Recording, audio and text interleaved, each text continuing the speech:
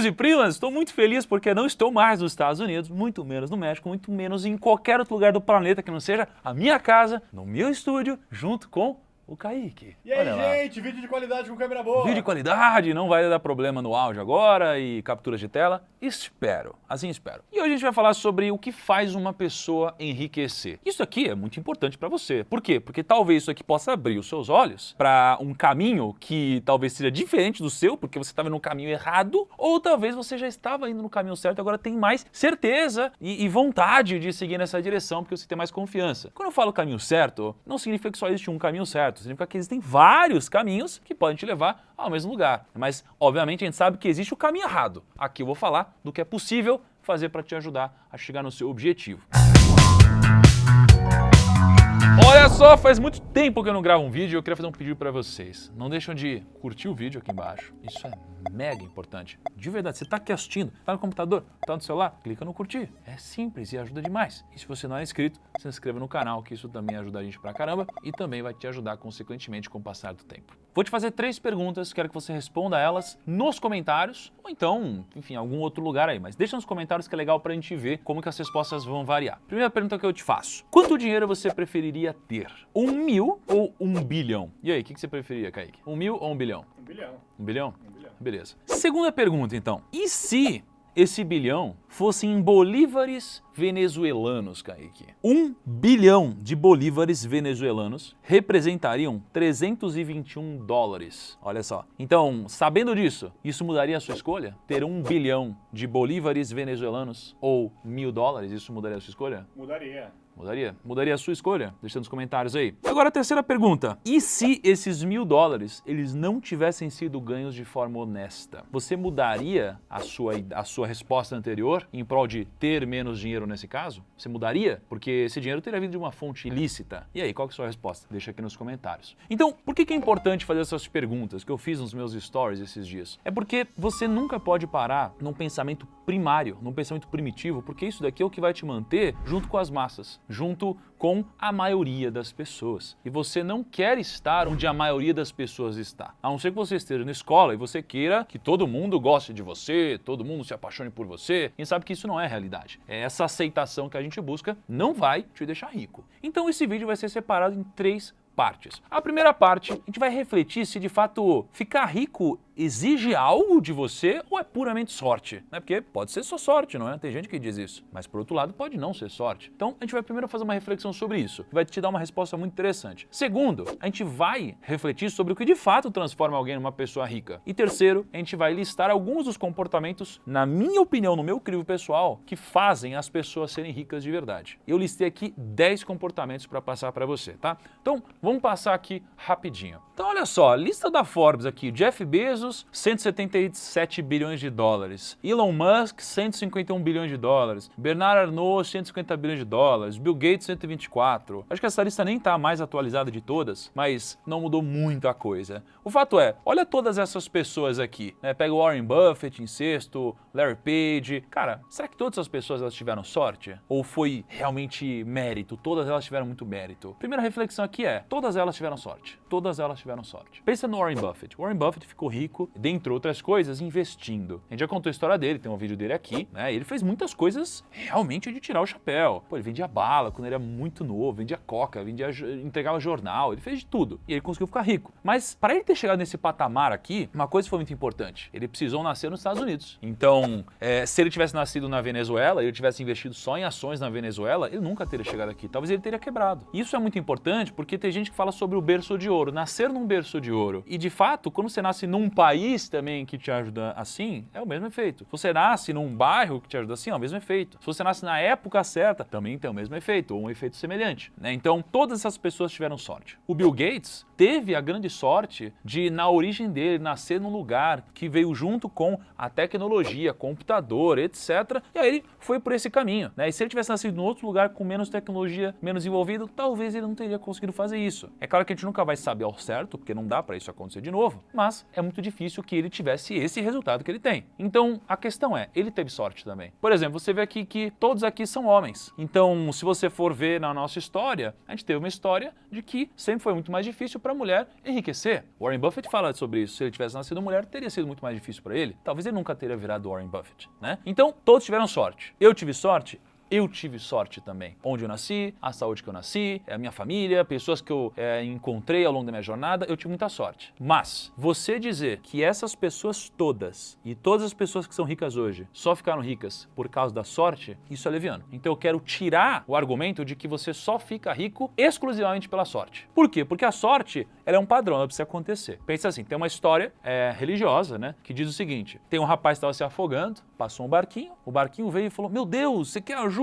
Ele falou: não, tô tranquilo, Deus vai me salvar. Aí passou o barquinho, veio outro, e aí ele falou: cara, você vai se afogar, você vai morrer, deixa eu te salvar. Ele falou: não, Deus vai me salvar. Passou um terceiro barquinho: cara, você tá quase morrendo. Ele se afogou, a pessoa se afogou, foi pro céu, falou com Deus e falou: Deus, que isso? Eu acreditei em você e você não veio me salvar, eu morri. E eu disse assim: cara, eu mandei 3 barcos para te salvar e você não fez nada. O que essa história nos conta? A história nos conta que, sob a ótica religiosa, não importa Deus fazer a parte dele se você não fizer a sua. Quando a gente fala sobre construir patrimônio, construir riqueza, não importa a sorte que você tem, você também precisa desenvolver isso daqui. Então, eu acredito que realmente o mundo não é meritocrático em relação ao seu ponto de partida. Tem gente que nasce com muito mais dificuldade, tem gente que nasce com muito mais facilidade. E é óbvio que a chance é muito maior para essa pessoa aqui. Então, aqui não existe meritocracia. Porém, eu acredito que existe a meritocracia sob a ótica de que onde você está hoje pode mudar para melhor ou pode mudar para pior. E você tem uma grande parcela de culpa se você sobe ou se você desce, tá? Então aqui eu acredito que existe a meritocracia. Recadinho rápido, quinta-feira agora, que horas que é aqui? 7 horas da noite. 7 horas. 7 horas. 7 horas da noite, a gente vai fazer uma masterclass aqui sobre o método financeiro Primo Rico. Ou seja, é o meu método para a gente poder gerenciar as finanças e investir de uma forma completa. 7 horas ao vivo. Estarei aqui nesse canal, 7 horas da noite, até, sei lá, 8, 8 e meia, 9 horas, enfim. Vai ser ao vivo, eu conto muito com a sua presença. Só que tem um estudo muito interessante que eu puxei aqui no valor, né? Não é um estudo do valor, mas olha o questionamento deles. Se você é tão inteligente, por que não é rico? Pode ser falta de sorte.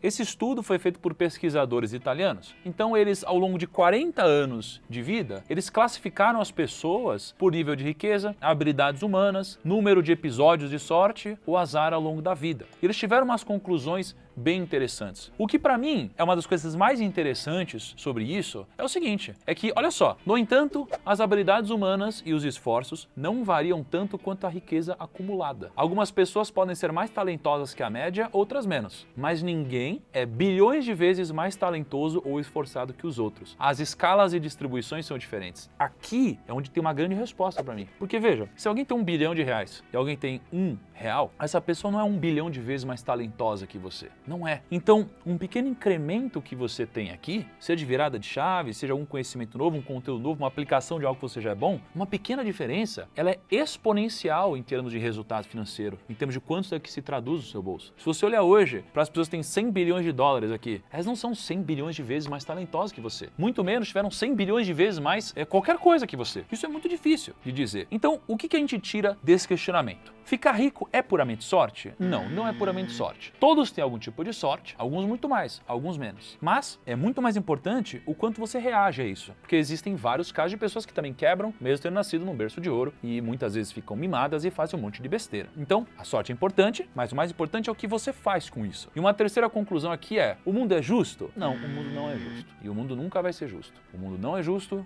e o mundo nunca vai ser justo. Aceite a realidade, mas faça algo em relação a isso. E é daqui que nasce a virada de chave que pode te levar ao seu resultado ou ao resultado que você busca. Mas então a gente vem para o nosso segundo tema do vídeo. Se a gente já entendeu que existe algo sim, ou seja, existe, é o que você faz com essa sorte que você recebe, tem gente com mais e menos, mas se existe algo, então o que é esse algo? Né? O que é esse algo? Isso é muito importante. Esse algo, ele é dividido em 2 partes para mim. E agora eu tô falando sobre uma ótica pessoal. Eu não vou cagar a regra aqui. É uma ótica pessoal. Para mim existem 2 coisas que fazem isso com você, que de fato ajudam você a enriquecer ou ajudaram a maioria das pessoas a enriquecer. Primeiro, é o que a gente chama de pensamento de segundo nível. Isso daqui é a primeira vez que eu me deparei com esse tema. Ele foi num livro do Howard Marks. Acabei de voltar dos Estados Unidos até porque eu fui gravar com ele e foi uma experiência incrível. E o pensamento de segundo nível é uma das coisas mais mais poderosas que existem. O que o Howard Marks me disse é que a maioria das pessoas que perdem dinheiro no mercado são as pessoas que ficam no pensamento de primeiro nível. E ter um pensamento de segundo nível é o que vai fazer você mudar o jogo. Então, veja só. Vamos pensar no exemplo prático. Você olha para alguém passando na frente da sua casa. Essa pessoa está com uma Ferrari. Qual é o seu primeiro pensamento? Seu primeiro pensamento é: caraca, puta, que carro legal, eu queria ter esse carro, meu. Nossa, eu queria muito ter esse carro. Muitas pessoas pensam assim. Muitas pessoas vão olhar e vão admirar a Ferrari. Nossa, que coisa legal demais, incrível. Ou você é um cara que curte, sei lá, barco,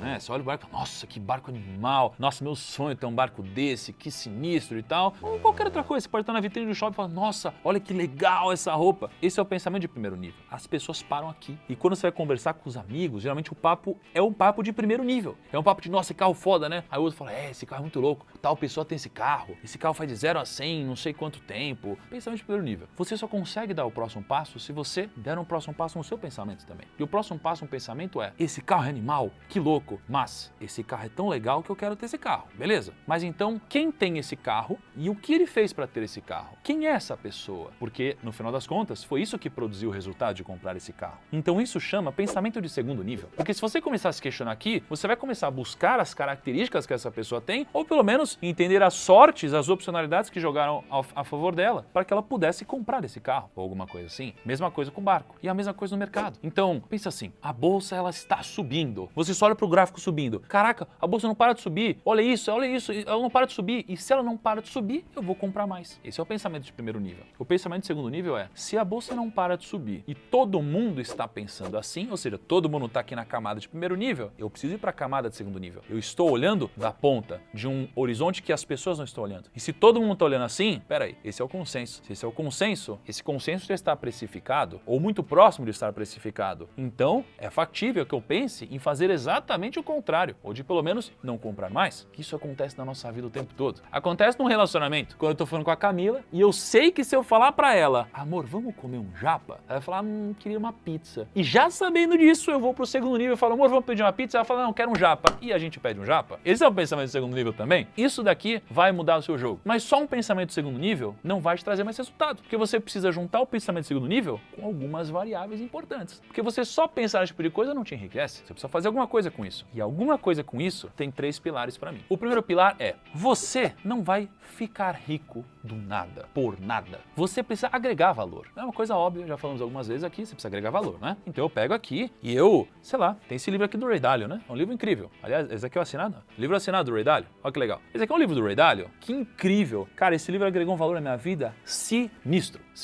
Tá? Eu poderia ter pago muito mais do que eu paguei por esse livro. Como ele agrega valor com esse livro, eu compro esse livro e outras pessoas compram esse livro também, porque ele é um produto que agrega valor de alguma forma. Nesse caso, através do conhecimento que vem para cá e depois se materializa aqui fora. Só que só agregar valor não vai fazer alguém ficar rico vendendo o livro. Por quê? Porque além de agregar valor, você precisa da escala. Se você pegar esse livro aqui e você vender ele em vários lugares diferentes, você tem escala, né? Então esse livro aqui, por exemplo, do Peter Lynch, olha porque ele está em inglês. Ele não vendia no Brasil. Eu comprei nos Estados Unidos esse livro. Tá todo em inglês. Olha só que interessante. Ele não vendia no Brasil, poderia talvez ganhar um pouco mais de dinheiro aqui se aumentasse a escala dele. Quanto mais escala, mais dinheiro você ganha. Então você precisa agregar valor e você precisa ter escala em qualquer coisa que você faz. Seja um serviço que você fornece, né? Então uma crítica que eu tenho a muitos negócios tradicionais é que você tem a agenda lotada e aí você não consegue escalar mais. Então isso é muito difícil. Escalar é você aumentar a sua receita sem aumentar os seus custos na mesma proporção, ok? Então quando você junta essas duas coisas, você está preparado para ficar rico. Mas qual que é o problema? O problema é que se você fizer essas duas coisas, mas você estiver num ambiente que não é meritocrático, você nunca vai ganhar dinheiro. Você está fadado a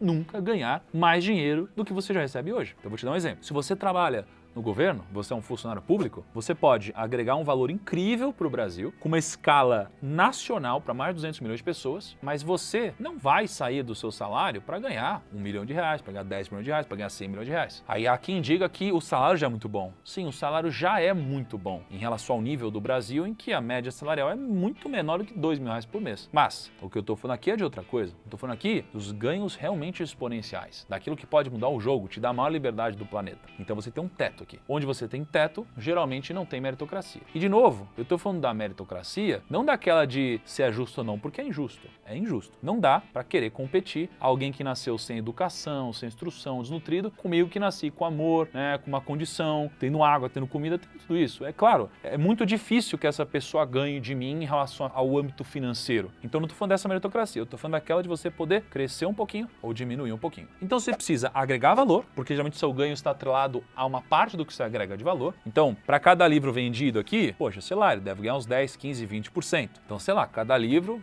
se ele vender por R$30, ele vai ganhar de R$3 a R$6, né? Então, ele ganha uma parte do que ele agrega de valor. Se ele fizer isso várias vezes em escala, ele vai ganhar várias vezes isso. E se ele estiver no ambiente meritocrático, que ele está nesse caso, porque ele recebe em função do que ele produz, do que ele agrega, ele vai ganhar muito dinheiro. Claro que não foi assim que o Ray Dalio ficou rico, mas isso daqui é uma metáfora para vocês entenderem. Agora, uma pergunta para vocês. Professor, você acha que um professor, ele trabalha numa função meritocrática? O que você acha? Eu tenho duas respostas para isso. Primeiro, eu posso dizer que sim, ser professor é meritocrático. Por quê? Porque eu sou um professor. Eu sou um professor. Só que a diferença é que ao invés de ensinar numa sala de aula 10, 20, 30, 40 pessoas, igual eu estudei minha vida inteira, eu devo ter estudado em turmas que variaram de 10 pessoas até 50 pessoas, em vez de ensinar para 10, 20, 50 pessoas, eu ensino hoje quase 20 milhões de pessoas de alguma forma, direta ou indireta, em relação a finanças. Então, se eu faço isso, eu tenho escala. Se eu agrego valor e eu estou no ambiente meritocrático, eu ganho uma parte disso. Então, eu posso dizer que ser professor é sim meritocrático. Por outro lado, o problema muitas vezes pode estar ligado ao nosso sistema de ensino hoje. Porque um professor, ele vai lá e ele ensina alguém, dá um conhecimento numa sala de aula e esse cara vira o Warren Buffett,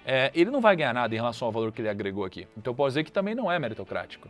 O ponto é, talvez isso daqui seja muito interessante para você que é professor, não deixar de fazer às vezes o que você ama, que é ensinar em sala de aula, mas pensar em como que você faz para ter mais escala também no trabalho que você desempenha como professor, talvez pela internet. Então, é muito importante que você pense nesses três pilares. Aonde eu posso ser premiado pelo meu resultado, e não pelo número de horas trabalhadas, isso é muito importante.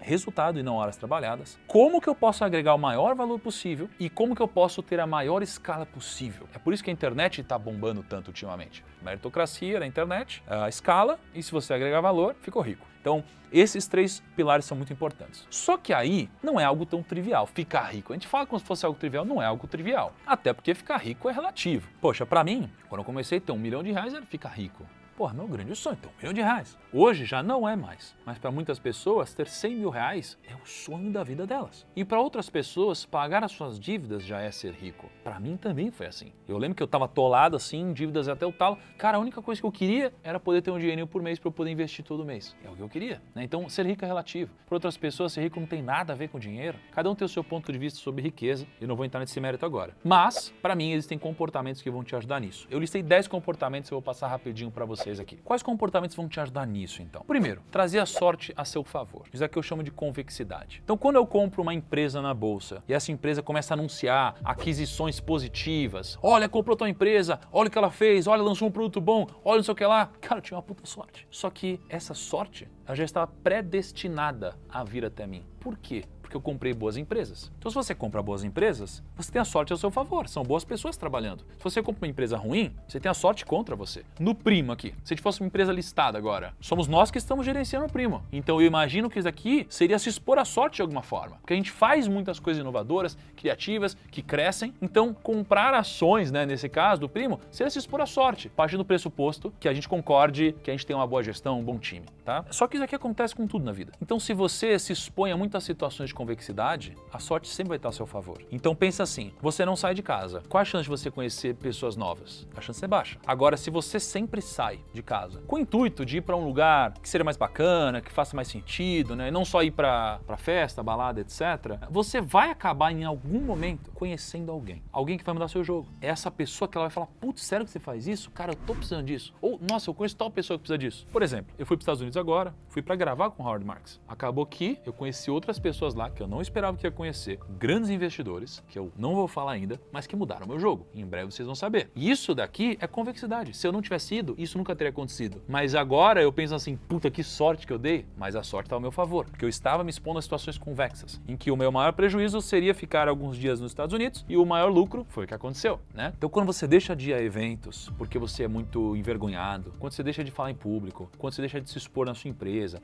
quando você deixa de ter coragem você está abrindo mão de situações convexas. Teve uma menina que ela foi fazer uma entrega no escritório, acho que ela acabou de se formar na escola, e ela me viu com a camiseta do primo, e ela falou assim, nossa, que legal, vocês estão contratando, eu tô procurando meu primeiro emprego. Ela mandou o currículo e a gente vai entrevistar ela. Legal isso aí. Ela se expôs a... Você não tá assistindo Netflix, né? Então assim, isso é muito legal. Se expor à sorte. Segundo ponto, construir uma fundação em tudo. Então eu vejo que hoje, como tudo é muito rápido, né? E você tem todas as respostas no Google, a gente sempre quer só resposta, a gente quer ir sempre muito rápido, mas o problema é que é a metáfora da casa, né? Você quer construir a casa sem construir a fundação, ela vai cair. Pode não ser agora, pode ser a primeira tempestade que acontecer. E isso acontece em tudo, nos negócios, no relacionamento, na família, na vida, no conhecimento, em tudo. Então, não saia correndo só. Construa uma fundação. Não precisa ser perfeccionista, porque eu acredito que sacrificar o perfeccionismo vai te ajudar. Mas construa uma fundação em tudo que você fizer. Isso é muito importante. Terceiro, toxicidade. Não seja uma pessoa tóxica, é um saco ter pessoas tóxicas ao redor. Eu, por exemplo, se eu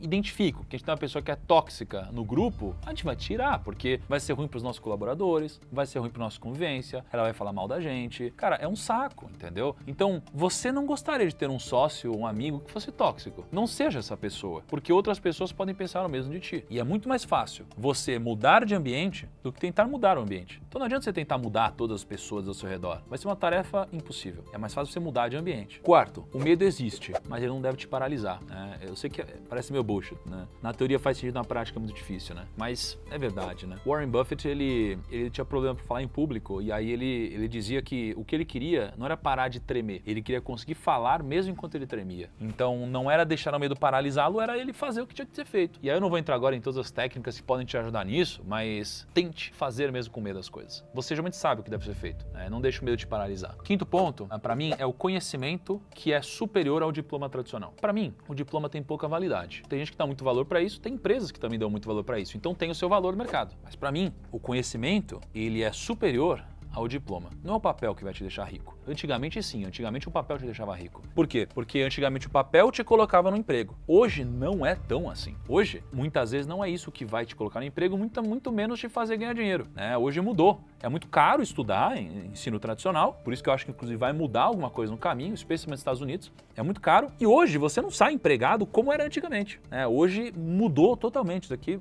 Esse paradigma foi quebrado. Então, o conhecimento aplicado e prático, ele é o que vai te dar dinheiro. O diploma, ele pode te ajudar, mas isso daqui está acima disso. Por isso que não importa se você tem diploma ou não, tem espaço para todo mundo e não pare de estudar nunca. Leia livros, veja entrevistas, estude, veja canais como o do Primo. Sexto ponto, não confunda facilidade com felicidade, né? O dinheiro não vai te trazer a felicidade plena. Ele vai te dar facilidade em tudo. Então, qual é o seu sonho? Meu sonho é ter um carro, meu sonho é viajar, meu sonho é dar educação para minha família, meu sonho é dar segurança, meu sonho é não sei o que lá. O dinheiro compra tudo. Ele compra tudo isso. E se o dinheiro compra tudo isso, será que o dinheiro não compra a felicidade? Talvez ele compre a felicidade. Até você ter todo o dinheiro do mundo. E aí você perceber que tem algumas coisas a mais. Mas até lá o dinheiro compra a felicidade sim. E por que eu digo que você não deve considerar que o dinheiro compra a felicidade de uma forma plena? Porque se você fizer isso, você talvez passe correndo e você não consiga desfrutar de nada e você de fato tenha muito dinheiro a ponto de a única coisa que você tem é ele, né? Então se a única coisa que você tiver for dinheiro, você vai ser uma pessoa pobre, né? Considere o dinheiro como algo que pode facilitar tudo que você quiser na sua vida, inclusive as relações verdadeiras e genuínas com seus amigos, filhos, pais, parentes, amigos, com todo mundo. Sétimo ponto é cultivar relacionamentos. Existe uma